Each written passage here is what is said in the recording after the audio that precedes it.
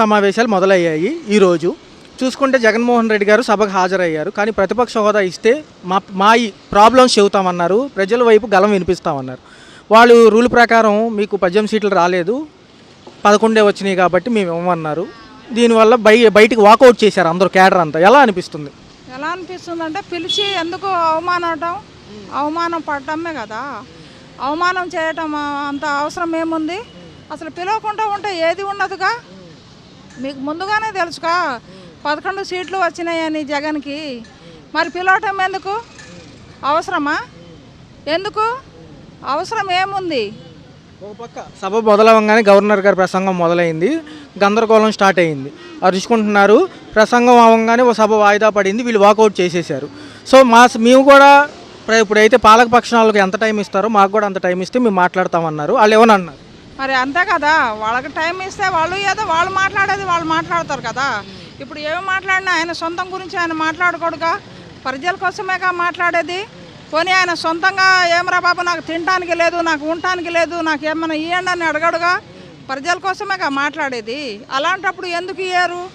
మరి చెప్పటం ఎందుకు ఆయనకి?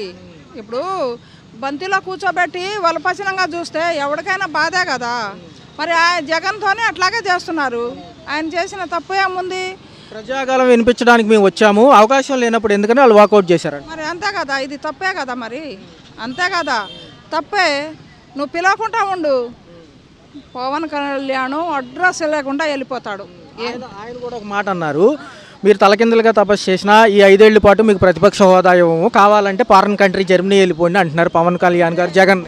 వీడు లండన్ వెళ్ళిపోతాడు, ఆ లండన్ ఫ్రెండ్లో ఉంది కదా, అక్కడికి వెళ్ళిపోతాడు వాడు. అర్థమైందా? జగను ఇక్కడే పుట్టాడు, ఇక్కడే పెరుగుతాడు, ఇక్కడే ఉంటాడు, ఇక్కడే మొగోడై అనిపించుకుంటాడు.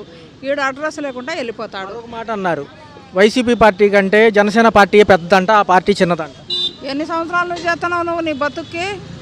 ఎన్ని సంవత్సరాల నుంచి చూస్తున్నావు? వాడు పుట్టుకాని వచ్చి వాడు ఈ రాజకీయంలోనే ఉన్నవాడు వాడు పుట్టుకతోనే వాడు బంగారు పాదాలతోనే పుట్టాడు. వీడికేముంది? బొచ్చుకు ఉన్నాయా? బొచ్చుగాడికి తరిమి కొట్టాలి అట్లాంటి ఈత ఒకటి. తరిమి కొడతారు జనాలు, అట్లా కొట్టారు. జగన్కి ఒక మాట అనమాను, ఎవడైనా అంటాడేమో వీడికి ఎవరు సపోర్ట్ ఇస్తారు? బాడకావుకి ఎవడైనా సపోర్ట్ ఇస్తాడా? ఏం చేశాడని వీడు చెప్పు. లేని వాడికి ఏమైనా ఇస్తాడా? ఇన్ని హామీలు చెప్పాడు. ఆడపడుసులు, నా బిడ్డలు, నా చెల్లెలు అన్నాడు. మరి ఏం బీకాడు వీడు? ఏమైనా బీగుతాడా?